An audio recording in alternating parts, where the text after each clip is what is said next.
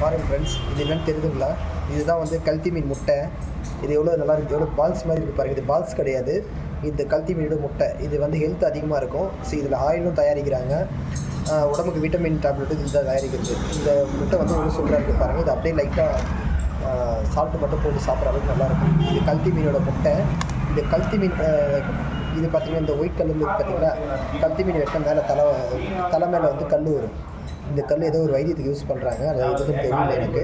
ஏதாவது தெரிஞ்சால் கமெண்ட் பாக்ஸில் கமெண்ட் பண்ணலாம். இந்த முட்டையை பாருங்கள் எவ்வளோ சூப்பராக இருக்குது. இது அப்படின்னு வீட்டுக்கு கொண்டு போய் ஃப்ரை பண்ணி சாப்பிடுறேன். முட்டை நல்லாயிருக்கும் பாருங்கள். ஒரு பால்ஸ் கிடையாது, முட்டை இங்கே பாருங்கள். ஒரு மாதிரி தண்ணி மாதிரி இருக்குது, ஒரு மாதிரி தண்ணி மாதிரி இருக்குது பாருங்கள். எவ்வளோ சூப்பராக இருக்குது முட்டை பாருங்கள். இது பால்ஸ் கிடையாது, பால்ஸ் கிடையாது, முட்டை கிடையாது. இது பாருங்கள், நல்லா உடைக்கிறேன் பாருங்கள். ஓகேங்களா? இது ஆயில் மாதிரி வந்து இது கல்த்தி மீனோட முட்டை நல்லாயிருக்கும். உடம்புக்கு அவ்வளோ நல்லது. எங்கன்னா கிடச்சா வாங்கி சாப்பிடுங்க. இதுக்கப்புறம் முட்டை சீசன் தான். மே ஏப்ரல்லாம் வந்து முட்டை சீசன் தான். எவ்வளோ சூப்பராக இருக்குது பாருங்கள்.